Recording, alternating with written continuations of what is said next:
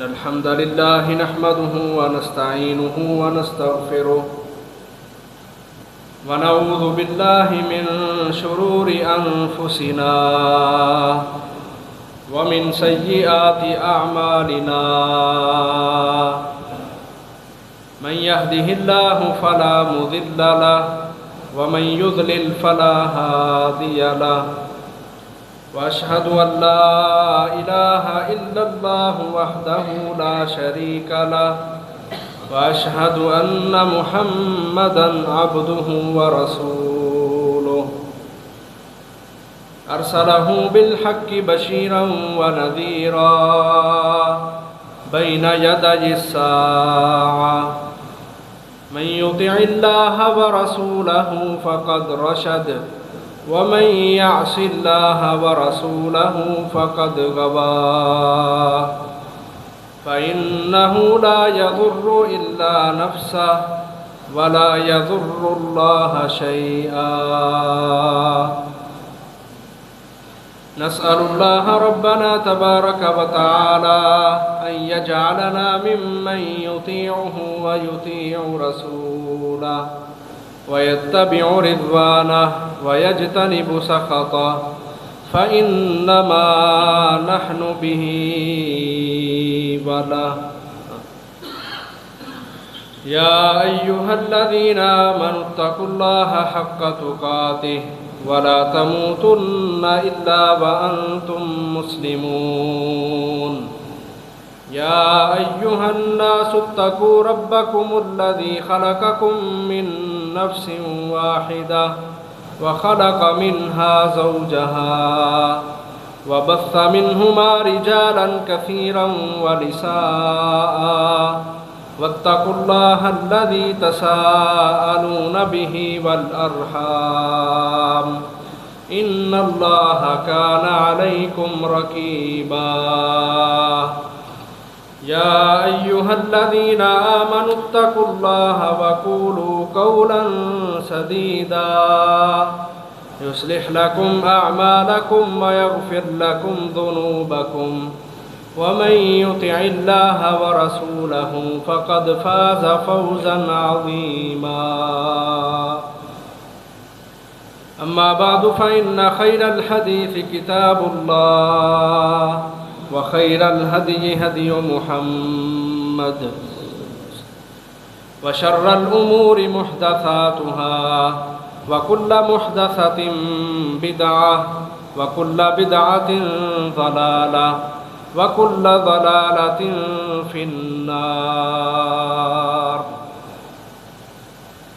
فقال الله تبارك وتعالى في القرآن المجيد هل جزاء الإحسان إلا الإحسان فبأي آلاء ربكما تكذبان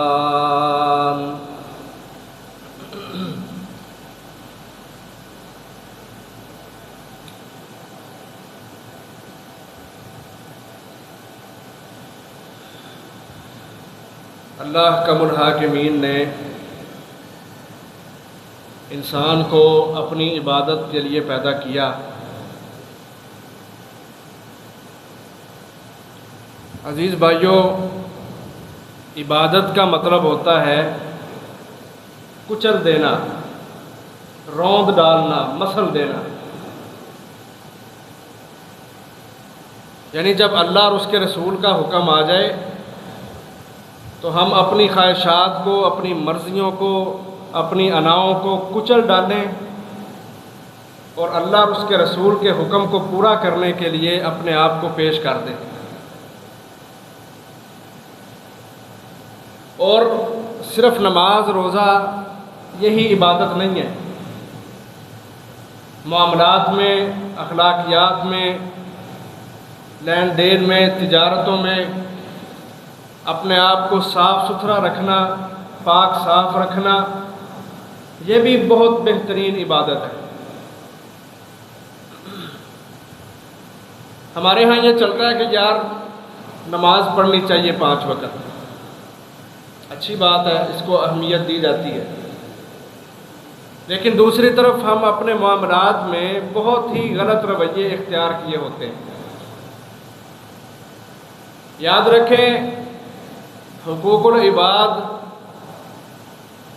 بندوں کے بندوں پر حقوق، جب تک یہ پورے نہیں نہ ہوں گے تب تک اللہ تبارک و تعالیٰ کے ہاں معافی بہت مشکل ہے۔ حقوق اللہ کا مطلب ہے کہ اللہ کا حق۔ اللہ تعالیٰ قیامت والے دن جس کو چاہے گا معاف کر دے گا۔ حقوق العباد ایسے ہیں کہ جب تک ان کا بدلہ نہیں نہ دیا جائے گا تب تک بندے پاس نہیں ہوں گے۔ حدیث میں آتا ہے اگر کسی سینگ والی بکری نے بغیر سینگ والی بکری کو مارا ہوگا، ٹکر ماری ہوگی، قیامت والے دن ان دو بکریوں کے درمیان بھی عدل انصاف کے ساتھ فیصلہ کیا جائے گا۔ تو اس سے معلوم ہوتا ہے کہ معاملات کے اندر اپنے آپ کو صاف ستھرا رکھنا یہ بہت ضروری ہے اور یہ بہترین عبادت ہے۔ حضرت ابو موسیٰ اشعری رضی اللہ عنہ بیان کرتے ہیں کہ اللہ احکم الحاکمین نے جب آدم علیہ السلام کو پیدا کرنا تھا تو فرشتوں سے کہا کہ مٹی لے کے آؤ۔ تو اللہ تعالیٰ نے زمین کے اوپر جتنی بھی مٹی کی اقسام ہیں یا زمین کی قسمیں ہیں، ہر قسم سے تھوڑی تھوڑی مٹی لی اور اس سے آدم علیہ السلام کو پیدا کیا۔ فرمایا اللہ کے نبی فرماتے ہیں چونکہ مٹی کے مزاج مختلف ہوتے ہیں، کچھ زمینیں ہوتی ہیں جو بارش آتی ہے تو بڑی خوبصورت ہو جاتی ہیں، کچھ کے اوپر کیچڑ ہو جاتا ہے۔ فرمایا جس طرح یہ زمینیں مختلف ہیں، مٹی مختلف ہے، اور انسان کو بھی اللہ نے مٹی سے بنایا ہے، تو اسی مٹی کے اثرات کی وجہ سے انسانوں کی طبیعتیں مختلف ہیں۔ کوئی انسان ہوتے ہیں جو بڑی جلدی بات مان جاتے ہیں، کوئی ہوتے ہیں ان کو سختی کے ساتھ سمجھانا پڑتا ہے، کوئی نرمی کے ساتھ سمجھ جاتے ہیں۔ یعنی ہر بندہ وہ مختلف مزاج کا ہے۔ اب عبادت پتہ کس چیز کا نام ہے؟ اللہ نے بندوں کو پیدا کیا اور سب کے مزاج مختلف رکھے اور ان کو دین ایک دیا ہے۔ دین ان کو صرف ایک دیا ہے اور وہ ہے اسلام۔ بندوں کے مزاج مختلف ہیں، قسم قسم کے ہیں، لیکن جس دین پر چلنا ہے وہ دین صرف ایک ہے۔ یہی انسانوں کی آزمائش ہے۔ اپنی اناؤں کو چھوڑ کر، اپنی طبیعتوں کو، اپنے مزاج کو چھوڑ کر اسلام کے اوپر چلنا، یہ ہے اصل عبادت۔ بات سمجھ آ رہی ہے؟ اپنے مزاج بدلنا کہ یار ٹھیک ہے، میری طبیعت یہ ہے، میری عادت یہ ہے، میری پسند یہ ہے، لیکن جہاں اللہ اور اس کے رسول کی پسند آ جائے گی وہاں میری پسند کی، میری مرضی کی کوئی حیثیت نہیں ہے۔ یہ ہے وہ بندہ کہ جس نے اپنی خواہشات کو کچل کر، مسل کر، روند کر اللہ کے سامنے یہ ثبوت پیش کیا ہے کہ اللہ جہاں تیرا حکم آتا ہے وہاں میری کوئی بات نہیں ہے، کوئی مرضی نہیں ہے، میں تیرے حکم کے اوپر چلنے والا ہوں۔ تو انسانوں کو اپنے مزاج اچھے کرنے ہیں۔ صحابہ کرام رضوان اللہ علیہم اجمعین کو آپ دیکھیں، اسلام سے پہلے جب اسلام نہیں تھا، وہ زمانہ کہ جس کو جاہلیت کا زمانہ کہا گیا، اس زمانے میں بہت سارے گناہ تھے، بہت سارے جرائم تھے، بڑے بڑے سخت معاملے تھے، لیکن جب انہوں نے کلمہ پڑھا صحابہ کرام نے واللہ اپنی ہر قسم کی عادت کو چھوڑ دیا۔ انہوں نے اپنے مزاج بدلے۔ ہمارے مزاج کی کیا حیثیت ہے؟ میری پسند ناپسند اس کی کیا حیثیت ہے؟ ہم وہ کریں گے جو ہمارے پیغمبر نے کیا ہے، ہم اس کو چھوڑ دیں گے جس سے ہمارے نبی نے ہمیں منع کیا ہے۔ یہ ہے وہ ایمان کہ جس کی تعریفیں خود اللہ تعالیٰ نے قرآن مجید میں کی۔ تو ہمارے لیے بھی یہی نمونہ ہے، ہمارے اوپر بھی یہی لازم ہے کہ ہمارے مزاج تو مختلف ہیں، عادتیں، طبیعتیں، سب کچھ مشکل ہے، اور مختلف ہے، لیکن جب اللہ اور اس کے رسول کا حکم آ جائے ہم نے اپنے مزاج نہیں دیکھنے، اپنی طبیعتیں نہیں دیکھنی، ہم نے اسلام کے اوپر چلنا ہے۔ یہی اصل بندگی ہے، یہی اصل اطاعت ہے۔ اب ایک چیز میں آپ کے سامنے رکھتا ہوں، نبی صلی اللہ علیہ وسلم کی خوبیوں میں، آپ کے اوصاف میں ایک بہت بڑی خوبی یہ تھی کہ جو بندہ جس نے آپ صلی اللہ علیہ وسلم کے اوپر کوئی احسان کیا ہوتا، آپ ہمیشہ اس کی نیکی کی، اس کے احسان کی قدر کرتے اور اس کی نیکی کا اس کو اچھا بدلہ دیا کرتے۔ اب یہ معاشرے کے اندر اتنا بڑا جرم ہے کہ ہمارے لوگ کہتے ہیں نہیں جی جو تو کرے گا ہم بھی تو کریں گے، ٹھیک ہے، جو محبت سے بولے گا ہم اس سے محبت سے بولیں گے۔ بھائی یہ بندگی نہیں ہے، یہ اللہ اور اس کے رسول کی اطاعت نہیں ہے۔ وہ اصل بات جو میں نے شروع میں کی کہ اپنے خواہشات کو مار دینا اور اللہ کے حکم پہ چلنا، یہ عبادت ہے۔ اب ہمارے معاشرے میں کیا چلتا ہے؟ جو تو کرے گا اس کو تو کریں گے، جو جی کرے گا اس کو جی کریں گے۔ کیوں؟ یہ ہمارا مزاج یہ ہے۔ اب اللہ تعالیٰ قرآن مجید میں ہمیں سمجھاتے ہیں لوگوں، لا تستوی الحسنۃ ولا السیئۃ، اچھائی اور برائی یہ برابر نہیں ہے۔ ادفع باللتی ہی احسن، آپ کے ساتھ کوئی برا کرے، کوئی آپ کو چوٹ پہنچائے، کوئی آپ کو تکلیف پہنچائے، آپ نے احسن انداز کے ساتھ، صبر کے ساتھ، حوصلے کے ساتھ اس کا جواب دینا ہے۔ فرمایا اس کا فائدہ یہ ہوگا فَإِذَا الَّذِي بَيْنَكَ وَبَيْنَهُ عَدَاوَةٌ كَأَنَّهُ وَلِيٌّ حَمِيمٌ، ایک بندہ برائی کر رہا ہے، ایک بندہ آپ کو ذلیل کر رہا ہے، لیکن آپ اس کے مقابلے میں اچھائی کے ساتھ چل رہے ہیں، اچھائی کو پیش کر رہے ہیں۔ فرمایا اللہ تعالیٰ دلوں کی دشمنیاں ختم کر کے ان دونوں کو آپس میں دوست بنا دے گا۔ اب ہمارا معاشرہ جو ٹوٹ پھوٹ کا شکار ہے نا، جو انتشار کا شکار ہے، جو لڑائیاں اور اختلافات ہیں، اس کے پیچھے سبب یہ ہے کہ یار میرا مزاج ہے، میں لے کے کھاتا ہوں، اس نے ایسا کیا ہے تو کیوں کیا ہے، میں نے اس کو ایسے جواب دینا ہے، میں نے نہیں اس کو بلانا۔ چھوٹی چھوٹی باتوں پہ ہم بھول ہی جاتے ہیں رشتوں کو، تعلقات کو، دوستیوں کو، ہر چیز کو پسے پشت پھینک کے ایک لڑائی ہوتی ہے اور دشمنی اور نفرت ہوتی ہے جس کو ہم سینے میں بٹھا کے ہمیشہ ہمیشہ کے لیے دور اور نفرت ہے۔ جبکہ ہمارے نبی محمد صلی اللہ علیہ وسلم ایسے نہیں تھے۔ یہ ہمارے معاشرے کا بہت بڑا المیہ ہے آج، اور یہ ایک ایک جگہ کے اوپر، ایک ایک گھر کے اندر یہ چیزیں باقاعدہ پٹیاں پڑھا کے اور سمجھا کے اپنی اولادوں کو، اپنے ماتحتوں کو، اپنے دوستوں کو، اس طرح ہمارا معاشرہ چل رہا ہے۔ دو میاں بیوی ہیں آپس کے اندر محبت کرنے والے، گھر کے ہی افراد ہیں جن کو ان کی آپس کی محبت برداشت نہیں، کڑمانہ نفرتاں، یاروں کے خلاف ان کی پیٹھ کے پیچھے باتیں کرنا، یعنی جو اخلاص اور مخلص پن اور محبتیں اور وفاؤں کے رشتے جو ہر مسلمان کے اوپر اللہ کا الحاکمین نے لازم کیے تھے، انما المؤمنون اخوہ کہہ کے کہ تم آپس کے اندر بھائی بھائی ہو، ہم آج اس اخوت کے تقاضوں کو پورا نہیں کر رہے۔ اور ہمارے اوپر کوئی بندہ نیکی بھی کرے، احسان کرے، ہم اتنے بدگمان ہو چکے ہیں، ہم کہتے ہیں اس کو مجھ سے کوئی مفاد ہے اس لیے میرے ساتھ چل رہا ہے، اور مفادات کے پیچھے لگے ہوئے ہیں۔ جو اچھا کرتا ہے اس کے ساتھ ہم اچھے ہیں۔ اگر کبھی آزمائش آ جائے دو بندوں کے درمیان یا جماعتوں کے اندر، تنظیموں کے اندر، یا ایک چھوٹی سی مسجد چلانے والوں کے اندر ہم ایسے بدگمان ہوتے ہیں، ہم کہتے ہیں ہم نے دین کا کام ہی نہیں کرنا۔ کیوں؟ جی مجھے پروٹوکول نہیں ملا، مجھے عزت نہیں ملی۔ ہمارے نبی محمد صلی اللہ علیہ وسلم کا کردار ایسا نہیں تھا۔ میں کہتا ہوں سب سے پہلے آپ دیکھیں کہ اللہ کے ہمارے اوپر اتنے احسان ہے کہ بندہ شمار نہیں کر سکتا، لیکن کیا ہم اپنے رب کے ساتھ مخلص ہیں؟ ہمارے پاس تو نماز کے لیے وقت نہیں، عبادت کے لیے وقت نہیں، دور دور اسلام سے پیچھے، اپنے نبی کی سیرت تک کا پتہ نہیں۔ کیا اللہ کا الحاکمین کے احسانات میں کوئی کمی ہے؟ یا اللہ نے ہمیں تنہا چھوڑ دیا ہے؟ اتنے احسان اللہ کے ہیں کہ اللہ ہی قرآن میں کہتے ہیں تم ان کو شمار نہیں کر سکتے۔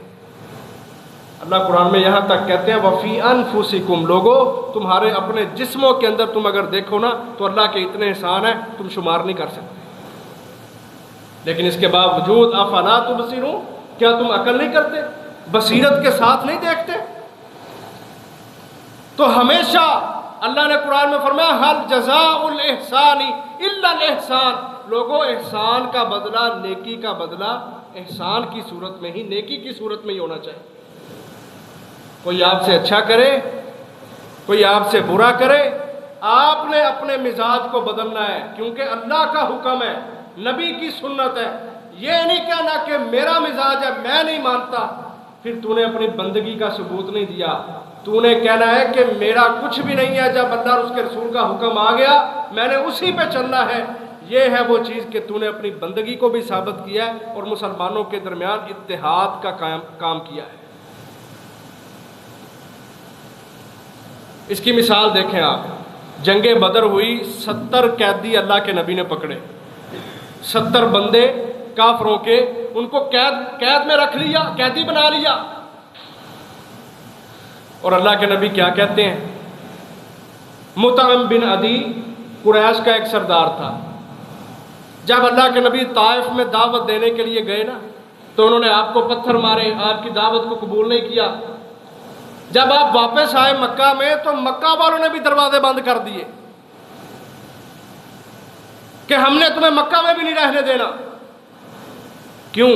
کیونکہ پہلے دعوت کا دائرہ صرف مکہ تھا، لیکن اللہ کے نبی کو جب اعلانیہ دعوت کا حکم ہوا تو آپ طائف میں جا کے، یعنی مکے سے باہر جا کے بھی آپ قبیلوں کو، علاقوں کو جا کے اسلام کی توحید کی دعوت دیتے تھے۔ مکہ والوں کو یہ غصہ تھا کہ پہلے تو یہ بات صرف ہمارے گھر تک تھی، وہ نہیں جانتے تھے کہ اسلام پوری دنیا کا دین ہے، اور یہ محمد صلی اللہ علیہ وسلم یہ ایک دائرے میں رہنے والا نہیں، بلکہ اس کی اللہ کی طرف سے ڈیوٹی ہے کہ پوری دنیا کے اوپر اسلام غالب کرنا ہے۔ وہ مکہ چھوڑ کے نکل پڑے، واپس آئے، طائف والوں نے بھی مارا، لہو نہان کر دیا، اور مکہ والے کہتے ہیں جی ہم نے آپ کو مکہ میں داخل نہیں ہونے دینا۔ اس وقت قریش کا ایک سردار تھا جس کا نام تھا مطعم بن عدی، اللہ کے نبی کو اس نے پناہ دے دی۔ کچھ کافر بھی ایسے تھے جو اچھی طبیعتوں کے مالک تھے، اچھے مزاج والے تھے۔ اس نے کہا مکہ والے آپ کو پناہ نہیں دیتے، میں آپ کو پناہ دیتا ہوں۔ اب جب سردار کوئی ایسی بات کرتا تھا تو مکے کے لوگ، وہ عوام کو چپ کر جاتے تھے کہ یہ پیسے والے لوگ ہیں، بڑے لوگ ہیں، سردار ہے۔ اس وقت اس نے محمد صلی اللہ علیہ وسلم کے ساتھ نیکی کی، اور جب غزوہ بدر ہوا، مطعم بن عدی مر چکا تھا، مسلمان نہیں ہوا، قریش کے کافر سب کے سب میدان کے اندر مارے گئے، 70 کو قیدی بنا لیا۔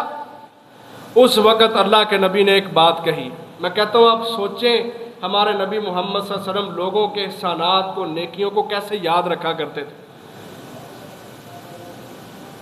آپ نے فرمایا لو کان مطعم بن عدی حیا، کہا اگر آج مطعم بن عدی زندہ ہوتا اور وہ مجھ سے آ کے ان قیدیوں کو چھڑوانے کے بارے میں بات کرتا تو میں مطعم بن عدی کی بات مان لیتا اور ان قیدیوں کو چھوڑ دیتا۔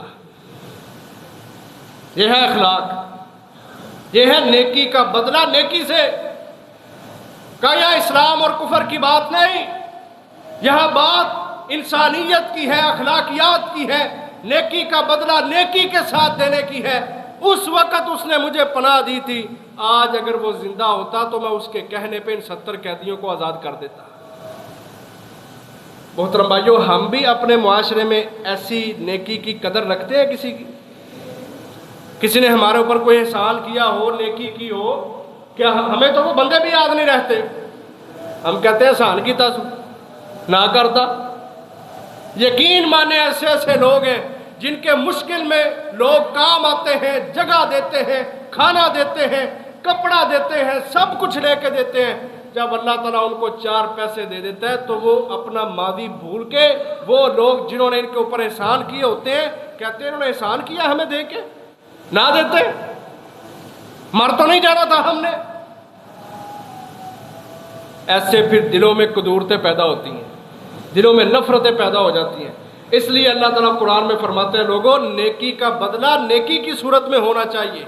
तुम्हारे साथ कोई नेकी करे, किसी ने तुम्हारे ऊपर छोटा सा भी एहसान किया है, तुमने उसका बदला भी नेकी की सूरत में देना है, उसके एहसान को तुमने ज़ाया नहीं करना। और याद रखो ये मुआशरती बुराई है, अपने मुआशरों को ठीक करने की कोशिश करें। सादी सी बात है, अल्लाह के नबी जब गए थे ना मदीना में, आपने सबसे पहले जाके मुआशरे की तरबियत की थी, अफराद को साथ जोड़ा था, उनके अकीदे भी ठीक किए थे, उनके अमाल व अखलाक भी अच्छे किए थे। जब मुआशरे खड़े होते हैं फिर जाके मदीना की रियासत बनती है। जब मुआशरे बुरे होते हैं, अफराद की तरबियत नहीं होती, बंदा जितने मर्जी दावे करे कि रियासत मदीना बनेगी, कसम अल्लाह की रियासत मदीना नहीं बनती। पहले अफराद की इस्लाह, पहले मुआशरों की इस्लाह। बड़े लोगों ने नारे लगाए थे कि हम बदल के रख देंगे और मदीने की रियासत बनाएंगे, कुछ भी नहीं हुआ, कुछ भी नहीं हो सका। क्यों नहीं हो सका? कि अफराद की तरबियत नहीं, अफराद की इस्लाह नहीं, अफराद में सिर्फ जज्बातीपन को पैदा करना है और बस लड़ जाओ, ना अपनों को देखो ना गैरों को देखो, मार कुटाई करो, बम धमाके करो, ये कर दो वो कर दो। अजीज भाइयों, ऐसे मदीना की रियासतें नहीं बना करती जब अफराद अंदर से दिलों से पाक साफ होते हैं, तौहीद वाले होते हैं, रिसालतों पर ईमान रखने वाले होते हैं और अपने दिलों से गुनाहों के साथ नफरत करते हैं, नेकियों से मोहब्बत करने वाले होते हैं। जब मुआशरे बेहतर होते हैं, अफराद बेहतर होते हैं, फिर मदीना की रियासतें बनती। हमारे नबी ने इस चीज़ पे काम किया और मुआशरती इस्लाह में बुनियाद और बेस सबसे पहले जिसको बनाया वो आपस में एक मुसलमान को मुसलमान के साथ मिलाना, इत्तेहाद को कायम करना, कलमे की बुनियाद पे सबको भाई भाई बना देना। जब ये इत्तेहाद बनता है फिर जाके मुआशरे बनते हैं। तो ये छोटा मसला नहीं है आज के दौर में। दूसरी मिसाल देखें, नबी सल्लल्लाहु अलैहि वसल्लम अपनी बीवी हज़रत खदीजा रज़ियल्लाहु अन्हा का बड़ा तज़किरा किया करते थे, बड़ी मोहब्बत थी, बड़ा तज़किरा करते थे उनका, बड़ा उनको याद किया करते थे। एक दिन हज़रत आयशा रज़ियल्लाहु अन्हा कहती हैं, मुझसे रहा ना गया, मुझसे रहा नहीं गया, शौकन थी ना, कहा मुझसे रहा नहीं गया कि इतनी तारीफ़ करते हैं आप हज़रत खदीजा की। कहती हैं मुझे बड़ी गैरत आई, यहाँ तक कि मैंने कह दिया अल्लाह के नबी वो तो बूढ़ी औरत थी, अजूज़न, वो तो बूढ़ी औरत थी, उसके तो रुखसार भी गिर चुके थे, उसके तो मुंह के दांत भी नहीं रहे थे। अल्लाह ने आपको उसके बदले में उन्होंने अपना आप मुराद लिया, जवान औरत दी है, जिसके रुखसार भी अच्छे हैं, जिसके दांत भी अच्छे हैं। आप फिर भी इसको छोड़कर, इसको भूलकर खदीजा को याद करते हैं। नबी सल्लल्लाहु अलैहि वसल्लम ने हज़रत आयशा को जवाब दिया, कहा आयशा जब सारी दुनिया मुझे जुटला रही थी, मेरे साथ कुफर कर रही थी, उस वक़्त खदीजा मेरे साथ खड़ी थी। बीवी है ना, बीवी, नेकी की वजह से, उनके एहसानात की वजह से अल्लाह के नबी हमेशा मौत तक हज़रत खदीजा रज़ियल्लाहु अन्हा को याद किया करते थे। कहा जब सारी दुनिया ने मेरे साथ कुफर किया, वो मेरे ऊपर ईमान लेके आए। जब सारी दुनिया ने मुझे जुटला दिया, उसने मेरी तस्दीक की, मेरे ऊपर ईमान लेके आई। जब सारी दुनिया ने मुझसे अपने वसाइल को, माल को, पैसों को पीछे कर लिया, मुझे महरूम कर दिया, खदीजा ने मेरे ऊपर अपना माल खर्च करके, इस्लाम के रस्तों में माल खर्च करके उसने मेरी मदद की। मैं कैसे खदीजा को भूल सकता हूँ? नेकियों के बदले नेकियों के साथ हमारे नबी मोहम्मद सल्लल्लाहु अलैहि वसल्लम कभी नहीं भूले ऐसे लोगों को। और ये बात ना जो बुनियादी वही की आयात उतरी थी, उनके अंदर अल्लाह ताला ने कुरान मजीद में बयान किया है, या अय्युहल मुद्दस्सिर कुम फअन्ज़िर व रब्बका फकब्बिर व सियाबका फतहिर व रुज्ज़ा फहजुर वला तमनुन तस्तक्सिर। ए नबी, आपने نبی بننا ہے، آپ کی نبوت کے اندر، وحی کے اندر، آپ کے نصاب کے اندر یہ بات شامل ہے کہ آپ نے جو لوگ آپ پر احسان کریں گے ان کی قدر کرنا ہے، اور آپ نے کسی کے اوپر احسان کرنا ہے تو اس نیت سے نہیں کرنا کہ کل کو میں نے اس سے بدلہ لینا ہے۔ بعض لوگ اس وجہ سے بھی احسان کرتے ہیں کہ کل کو چلو ہمارے کام آئے گا۔ کہا نہیں، نیکیوں کے پیچھے دنیا داری کی سوچ نہیں رکھا کرتے، تم نے اللہ کے لیے کرنا ہے۔ وَلَا تَمْنُنْ تَسْتَكْثِرْ، اس لیے کسی پہ احسان نہیں کرنا کہ کل کو زیادہ بدلہ ملے گا۔ تو نیکیاں کرو، اور جو آپ کے ساتھ نیکی کریں، آپ پر احسان کریں، ان کے ساتھ اچھے طریقے سے رہو، ان کے احسانات کے بدلے چکایا کرو۔ اللہ کے نبی علیہ السلام فرمایا کرتے تھے، فرمایا جس بندے نے کسی کو کوئی چیز دی، کسی پر احسان کیا اور اس نے بدلے میں جزاک اللہ کہہ دیا، فرمایا اس نے کوئی چھوٹی تعریف نہیں کی، اس نے تعریف کرنے کا حق ادا کر دیا ہے۔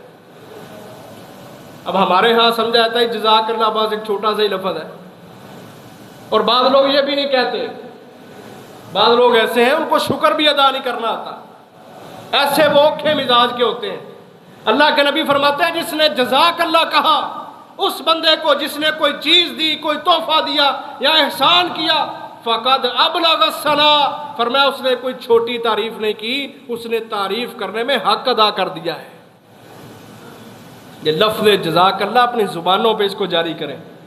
اور ایک حدیث میں اللہ کے نبی فرماتے ہیں جب تمہارے اوپر کوئی احسان کرے تو تم اس کا بدلہ دیا کرو، لیکن اگر تم بدلہ نہیں چکا سکتے، اس کا احسان بڑا ہے، تم کمزور ہو، ماڑے ہو، اس کا بدلہ نہیں چکا سکتے، فرمایا اس کے لیے اتنی دعا کرو، اتنی دعا کرو کہ تمہارے دل کو اطمینان ہو جائے کہ میں نے دعا کر کر کے اس کی نیکی کا بدلہ چکا دیا ہے۔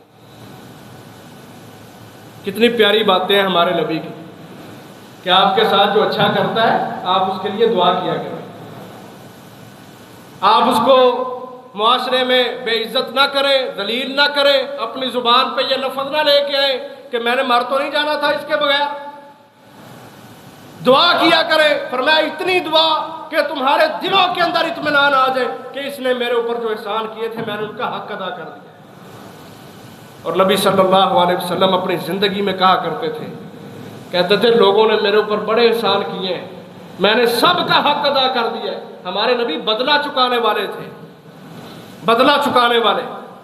آپ کو تو کوئی تحفہ بھی دیتا تھا تو آپ اس کا بھی بدلہ دیا کرتے تھے، صرف لینے والے نہیں تھے، دینے والے بھی تھے، اور بڑھ کے دیا کرتے تھے۔ جب کوئی تحفہ دیتا تھا آپ اس سے بہتر بدلہ، بہتر تحفہ اس کو دیا کرتے تھے۔ اور اللہ کے نبی نے فرمایا کہ میرے اوپر جتنے لوگوں نے احسان کیے تھے میں نے سب کا حق ادا کر دیا سوائے ابو بکر صدیق کے۔ کہ اس صدیق اکبر کے میرے اوپر اتنے احسان ہیں کہ میں محمد صلی اللہ علیہ وسلم ان کا بدلہ نہیں چکا سکتا، اس کا بدلہ اللہ ہی چکائے گا قیامت والے دن، میں محمد بدلہ نہیں دے سکتا۔ اس کے علاوہ صدیق اکبر کے علاوہ آپ دعویٰ کیا کرتے تھے کہ میں نے سب کے احسانات کا بدلہ چکا دیا ہوا ہے۔ تو عزیز بھائیو، ہمارے ساتھ کوئی نیکی کرے، کوئی خیر والا کام کرے ہمارے لیے، آسانی پیدا کرے ہمارے لیے، ہمیں اس کا بدلہ دینا چاہیے، اس کا شکریہ ادا کرنا چاہیے، جزاک اللہ کہنا چاہیے، یا اس کے حق میں دعا کر دینی چاہیے۔ ہمارے معاشرے کے اندر یہ بہت بڑی بیماری ہے کہ ہمارے اوپر کوئی احسان کرے ہم اس کا شکریہ بھی ادا نہیں کرتے۔ اللہ کے نبی فرماتے ہیں جس نے بندوں کا شکریہ ادا نہیں نہ کیا اس نے اللہ کا بھی شکر ادا نہیں کیا۔ اس لیے اپنے بندوں کے ساتھ اپنے معاملے سیدھے رکھو، ان کا شکر ادا کر دیا کرو، تم اللہ کا بھی شکر ادا کرنے والے بن جاؤ۔ پھر دیکھیں عزیز بھائیوں، کافر تھے نا، کافر وہ بھی احسانات کا بدلہ چکایا کرتے تھے۔ میں یہ نہیں کہتا معاذ اللہ کہ ہم کافر ہو چکے ہیں، لیکن ہمارے اندر یہ کمزوری پائی جاتی ہے، ہم مسلمان ہو کے اپنے نبی کی سیرت کو نہیں پڑھتے، اپنے نبی کی سیرت سے بہت دور ہیں۔ جبکہ اس دور میں کافر وہ بھی احسانات کو یاد رکھا کرتے تھے اور ان کا بدلہ دیا کرتے تھے۔ صلح حدیبیہ کے موقع پر شکیں لکھی جا رہی ہیں، دفعات لکھی جا رہی ہیں، قانون لکھے جا رہے ہیں کہ صلح کا زمانہ کیسے گزارنا ہے۔ قریش کی طرف سے عروہ ثقفی یہ آیا معاہدہ کرنے کے لیے، اور معاہدہ ہو رہا تھا تو آ کے نبی صلی اللہ علیہ وسلم کو دھمکی دیتا ہے، دھمکی دے رہا آپ صلی اللہ علیہ وسلم کو، کہتا ہے میں آپ سب کو دنیا سے ختم کر سکتا ہوں، اسلام کا نام مٹا سکتا ہوں، اور اس کی ایک وجہ یہ بھی ہے، یہ جو آپ کے ارد گرد کھڑے ہیں نا، صحابہ کو کہہ رہا تھا، کافر تھا نا، آپ کے ارد گرد جو کھڑے ہیں، کہتا ہے ان کے چہرے دیکھ کے لگ رہا ہے کہ جب ہم نے آپ کے اوپر حملہ کرنا ان سب نے آپ کو چھوڑ کے بھاگ جانا ہے۔ یہ بات کہی کافر میں کہ یہ جو آپ کے جانثار آپ کے ارد گرد کھڑے ہیں آج، جب ہم نے تمہارے اوپر حملہ کیا، اسلام کو ختم کیا، ہمیں ان کے چہرے بتا رہے ہیں کہ جب تیرے اوپر محمد حملہ ہوگا نا، یہ سارے تجھے چھوڑ کے بھاگ۔ حضرت ابوبکر کھڑے تھے رضی اللہ تعالی عنہ، انہوں نے بڑی سختی کے ساتھ اس کا جواب دیا، کچھ لفظ بولے، اور وہ لفظ بولنے کے بعد کہا کیا تو سمجھتا ہے کہ ہم جیسے جانثار جنہوں نے بدر کے اندر، احد کے اندر ہر محاذ پہ اپنے نبی کو تنہا نہیں چھوڑا، تو سمجھتا ہے کہ ہم اس موقع پہ بھی اپنے نبی کو تنہا چھوڑ دیں گے؟ ساتھ اللہ ابوبکر صدیق نے بہت ایک بات تھی ہائی لیول کی وہ کی، تو وہ کافر نہ چونک اٹھا، کہتا ہے کسی کو جرت نہیں ہوئی مجھے جواب دے، یہ کون ہے جس نے جواب دیا ہے؟ تو اس کو بتایا گیا یہ حضرت ابوبکر صدیق ہے رضی اللہ عنہ۔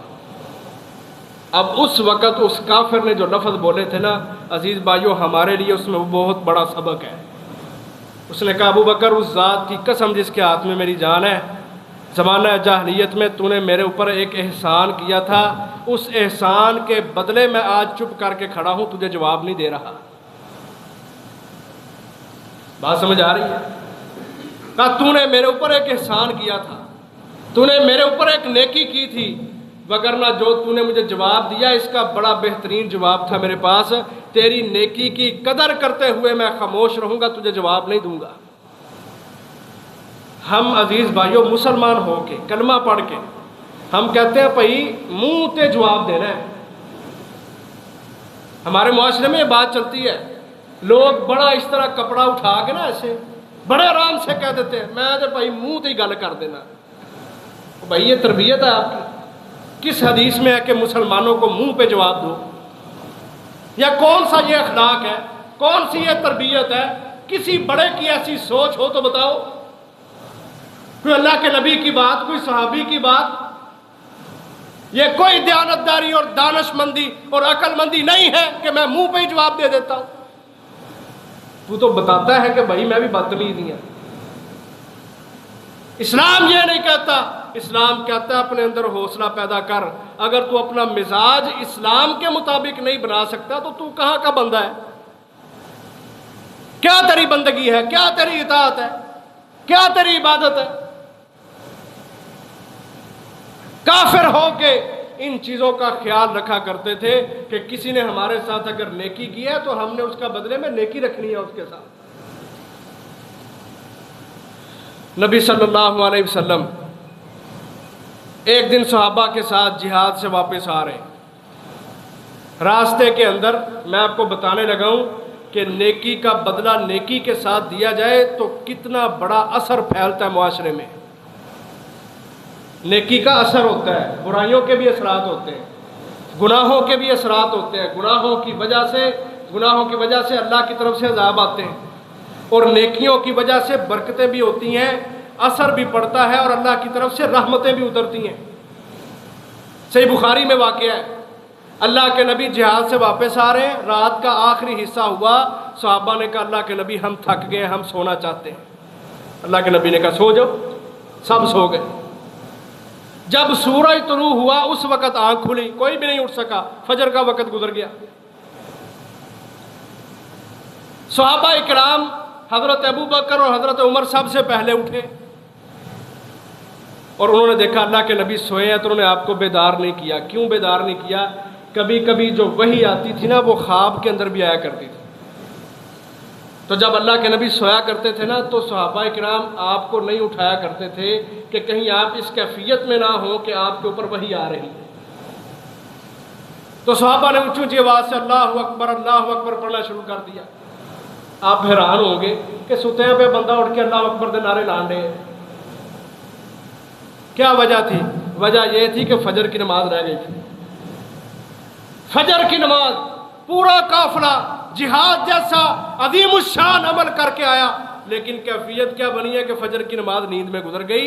صحابہ کو ٹینشن، پریشانی اور اس خوف کے عالم میں بلند آواز سے اللہ اکبر پڑھ رہے ہیں۔ ہمیں نہیں فکر ہوتی، جاتی ہے چلی جائے، پتہ نہیں کب کی جا رہی ہیں۔ کئی ایسے بھی ہوتے ہیں جو نماز پڑھتے ہی نہیں، پتہ نہیں کتوں نہیں چھوٹی ہوئی ہے، دن رات گزر رہے ہیں۔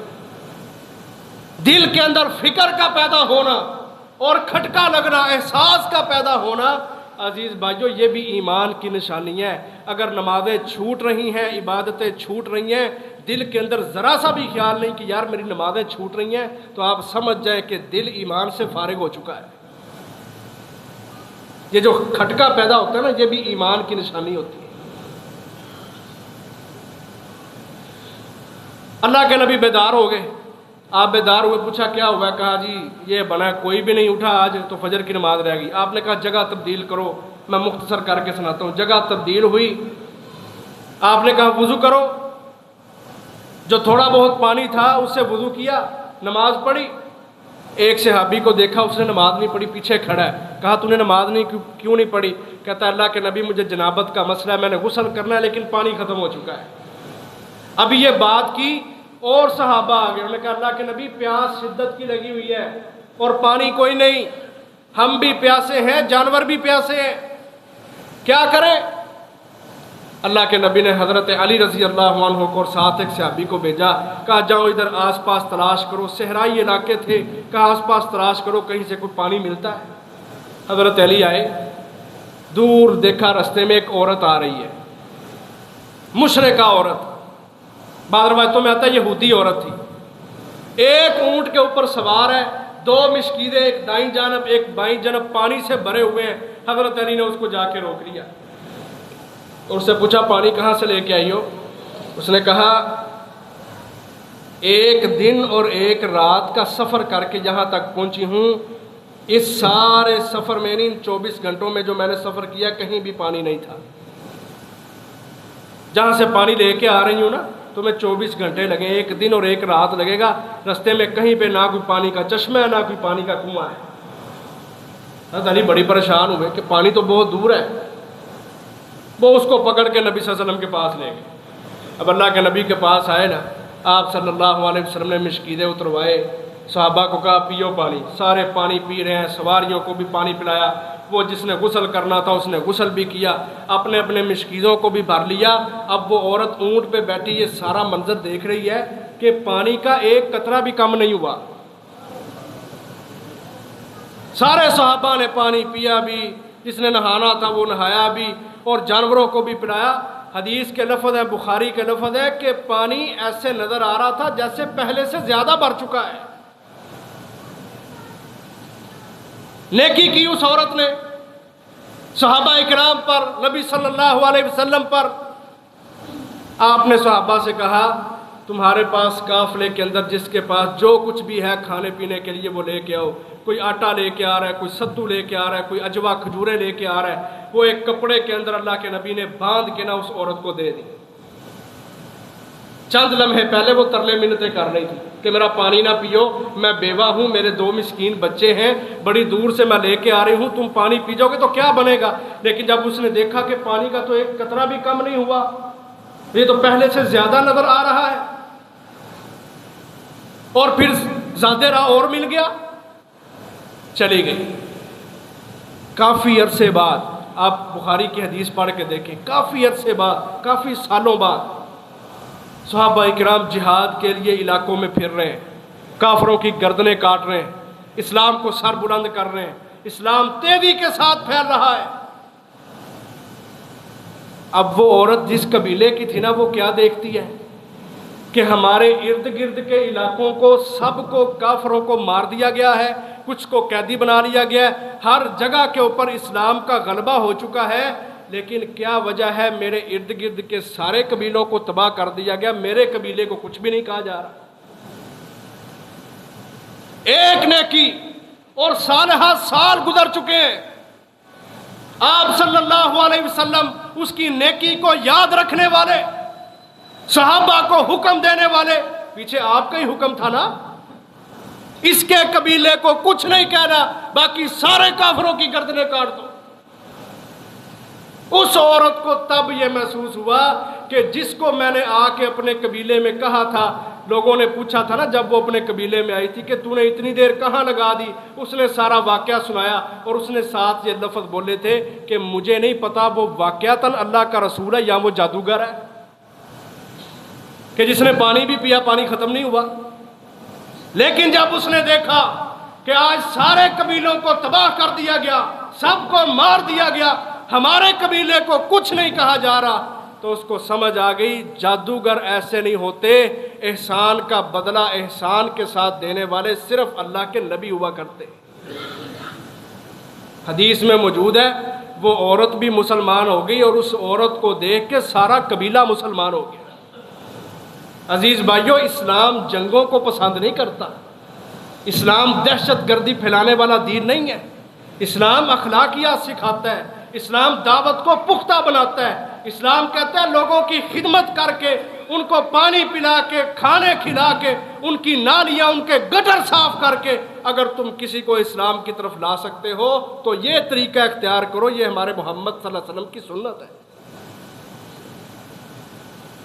پانی کے چند قطروں کے بدلے اللہ کے نبی نے اس کے احسان کا بدلہ احسان کے ساتھ دیا، اور اس کا ثمر اور اس کا پھل کیا ملا؟ اسلام کے اندر جذباتی پن کی عزیز بھائیوں کوئی گنجائش نہیں۔ ہمارے ملک کے اندر جذباتی ماحول بنایا بھی جاتا ہے، چلایا بھی جاتا ہے، سیاسی لیڈر پھیلاتے ہیں، 72 چینل پھیلاتے ہیں، دنیا کو یہ دکھایا جاتا ہے کہ تم طاقت کے زور پہ آؤ اور مسلمانوں کو آنکھیں نکالنے والے بنو۔ وہ لاہور میں دربار ہے، کراچی میں دربار ہے، پنڈی میں دربار ہے، جاؤ وہاں جا کے شرک ہو رہا ہے، جہاں کے بم چلاؤ، یہ کرو وہ کرو۔ یہ جذباتی ماحول کفار کی طرف سے ہم مسلم جوانوں کے دلوں میں ڈالا جاتا ہے۔ اسلام اس چیز کو پسند نہیں کرتا۔ اسلام کہتا ہے پولے پیری آؤ، آگے دعوت پیش کرو، اپنا کردار دکھاؤ۔ ہمارے نبی کو کافر کیوں نہیں بات کرتے تھے کہ 40 سال انہوں نے تجربہ کیا تھا کہ یہ صادق و امین ہے۔ آپ کی ذات کے اوپر، آپ کے کردار کے اوپر کسی کافر کو کبھی جرت نہیں ہوئی بات کرنے کی، الا ماشاءاللہ کسی نے بکواس کی ہو، کسی کافر نے۔ کردار اولین چیز ہوتی ہے، اخلاق سب سے بڑے ہوتے ہیں۔ جب آپ اخلاق کے ساتھ، نرمی کے ساتھ، جذباتی پن سے نکل کے، اپنے ظرف کو وسیع کر کے، اپنے دل کو بڑا کر کے لوگوں کے کام آنا شروع ہو جاتے ہیں، عزیز بھائیو یہ وہ چیز ہے جو دعوت کا سبب بنتی ہے۔ اسلام پھیلتا ہے، اسلام پھلتا پھولتا ہے، اور جب مسلمانوں کی اس انداز سے تربیت ہو جاتی ہے تو کفر ویسے ہی مر جاتا ہے۔ جذباتی پن سے نکلیں، یہ نہ کہیں کہ جو تم کرے گا ہم نے تم ہی کرنا ہے، جو جی کرے گا اس کے ساتھ جی کرنا ہے، ان چیزوں کو چھوڑ دیں۔ اگر تم نے 60 سال زندگی گزار لی ہے اور اپنا مزاج اسلام کے مطابق نہیں بنایا، تف ہے آپ کے 60 سالہ زندگی پر، افسوس ہے۔ اسلام کے مزاج کو سمجھیں، بنیادی دعوت کو سمجھیں، اور اسلام کے اندر جو اعلیٰ اخلاق ہے اس کو سمجھیں اور اپنے اندر اس کو پیدا کرنے کی کوشش کریں۔ پھر میں شروع والی بات کروں گا کہ مٹی کے مختلف ہونے کی وجہ سے انسانوں کے مزاج مختلف ہیں، لیکن دین اللہ تعالیٰ نے ایک دیا ہے۔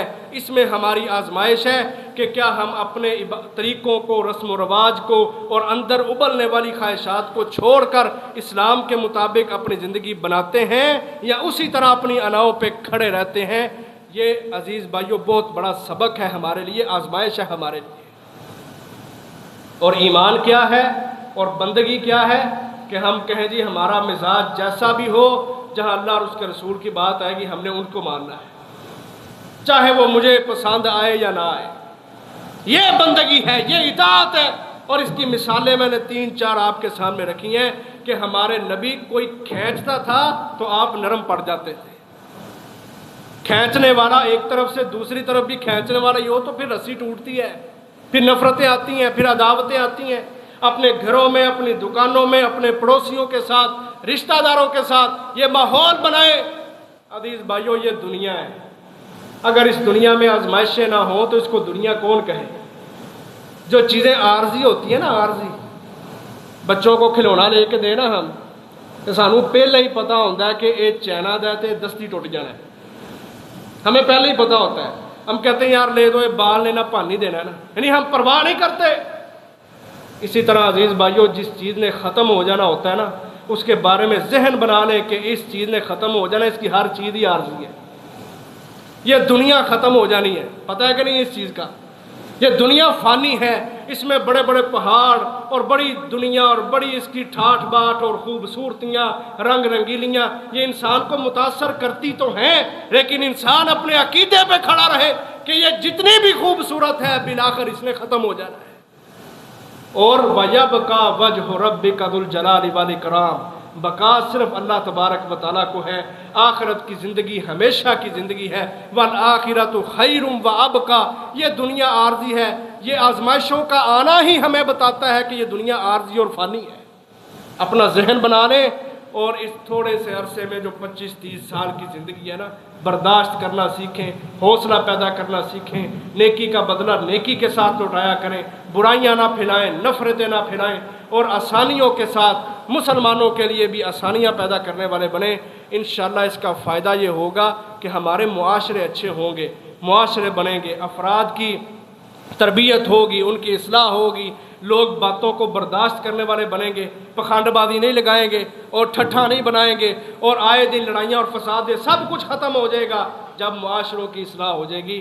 تو جب معاشرے ٹھیک ہو جائیں گے تو انشاءاللہ اللہ تبارک و تعالیٰ کے وعدے ہیں کہ ہم نے حکومتیں ان کو دینی ہیں جن کے دل اچھے ہیں، جن کے اخلاق اچھے ہیں، جن کے رویے اچھے ہیں۔ تو جب حکومتیں آ جائیں گی پھر اسلام کی حکومت، اسلام کا نظام اور اسلام کی باتیں، کفر عزیز بھائیو ویسے ہی مر کھپ جائے گا۔ اس لیے اپنی اصلاح کی بہت ضرورت ہے، اللہ تعالی ہمیں اس کی توفیق عطا فرمائے۔ وآخر دعوایا ان الحمد للہ رب العالمین۔